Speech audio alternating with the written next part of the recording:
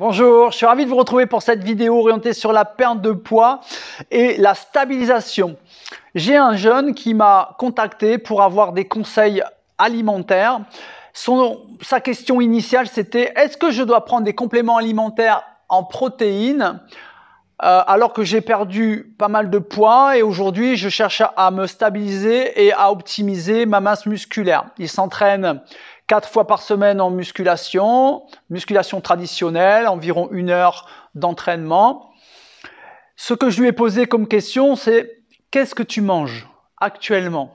Et donc, en creusant un petit peu, je lui ai demandé: ton petit déjeuner, est-ce que tu peux me le décrire? Il m'a dit: je mange des petits princes avec du chocolat. Et je lui ai dit: quoi? Tu peux me redire? Je mange des petits princes avec du chocolat. Et je lui ai dit: tu vois, ton questionnement, j'essayais de sensibiliser en fait sur son questionnement. Il se posait la question: est-ce que je dois prendre des compléments alimentaires?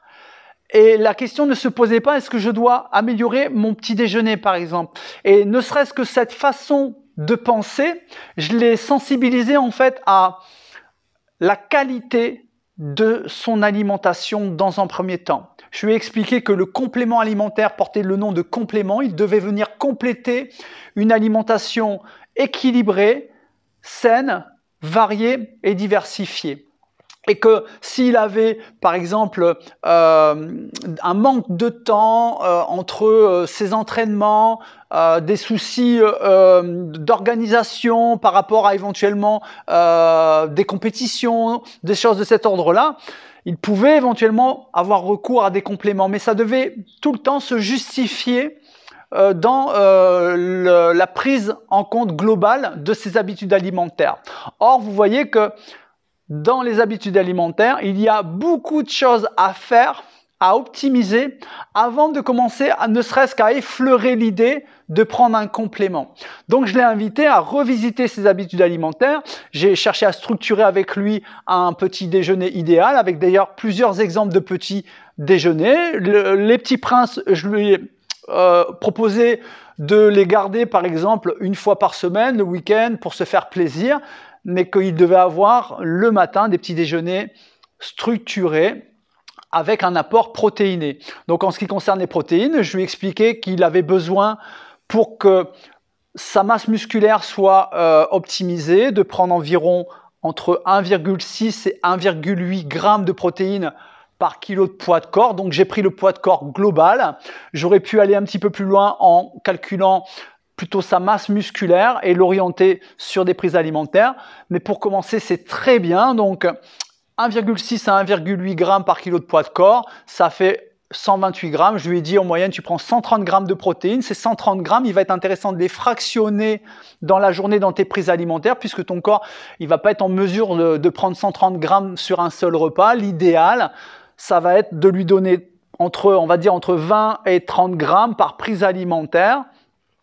Et ces fractionnements-là vont permettre à tes muscles en fait d'assimiler des protéines. Et donc, son muscle, je lui ai expliqué qu'il avait des périodes réfractaires lorsque il absorbait des acides aminés pour restructurer le muscle en fait.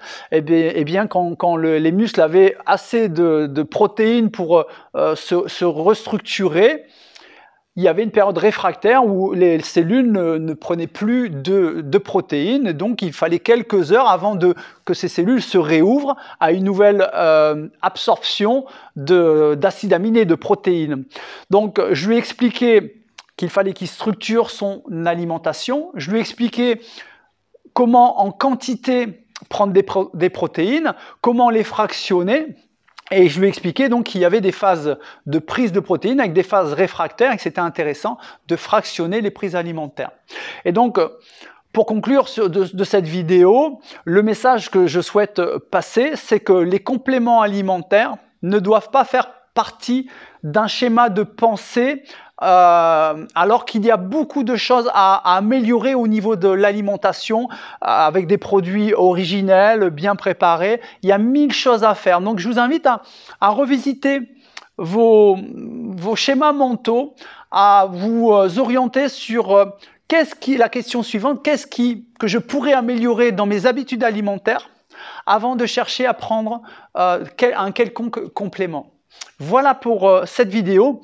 Si vous avez besoin de conseils comme ce jeune sur l'alimentation, n'hésitez pas à me contacter par message. Nous prendrons un rendez-vous téléphonique et nous mettrons en place éventuellement des actions pour atteindre un objectif, que ce soit de perte de poids, de stabilisation ou de potentialisation de la masse musculaire après une perte de poids par exemple. Donc vous pouvez me contacter par message et je vous dis à très bientôt. Merci, au revoir.